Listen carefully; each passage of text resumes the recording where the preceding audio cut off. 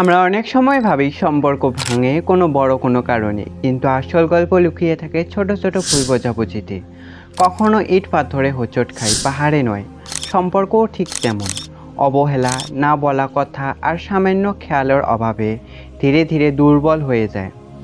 আজ আমরা দেখব কেমনভাবে ছোট ছোট যত্ন আর বোঝাপড়াই তৈরি করতে পারে আজীবনের সম্পর্কের বন্ধন। চলুন শুরু করি।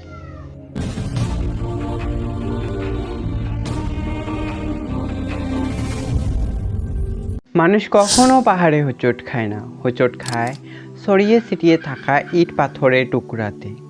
পাহাড়ের মতো বিশাল কিছুর সামনে আমরা সতর্ক থাকি, প্রস্তুত থাকি, কিন্তু ইট পাথরগুলো আমাদের দৃষ্টি এড়িয়ে যায়, যে কারণে প্রায় আমরা ইট পাথরে পা হড়কে পড়ে যাই। জীবনের মতোই সম্পর্কের পথও একই রকম।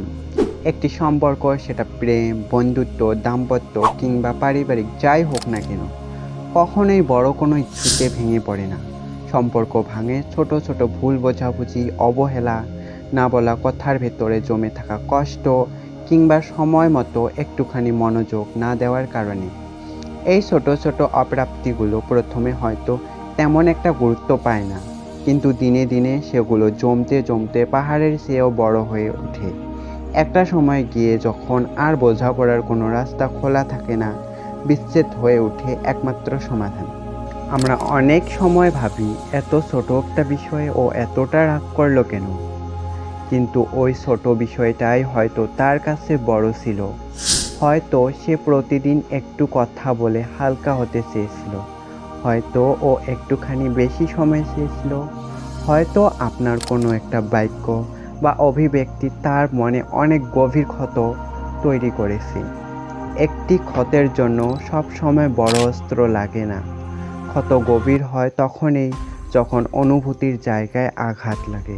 তাই একটি সম্পর্ক টিকিয়ে রাখতে হলে বড় কিছু করার প্রয়োজন পড়ে না, প্রয়োজন পড়ে ছোট ছোট যত্নের, সামান্য খেয়ালের, একটুখানি বোঝাপড়া।